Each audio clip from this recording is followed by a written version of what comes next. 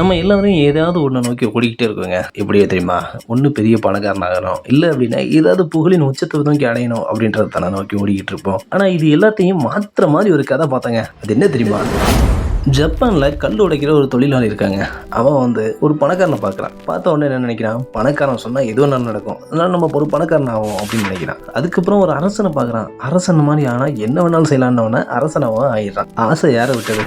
சூரியனை பார்க்குறான். சூரியனை ஆனா எல்லாத்த விடவும் பவர்ஃபுல்லாக இருக்கலாம்னு நினைச்சு சூரியனாகவும் ஆகிறான். அப்பேற்பட்ட சூரியனே மேகம் மறைக்குது. அப்போ மேகம் எவ்வளோ பவர்ஃபுல்லானதாக இருக்கும் அப்படின்னு மேகம் ஆகுறாங்க. அதுக்கப்புறம் அந்த மேகத்தை தள்ளிக்கிட்டு போகிற காற்று எவ்வளோ பவர்ஃபுல்லாக இருக்கும்னு சொல்லி காற்றா மாறணும்னு ஆசைப்படுறாங்க.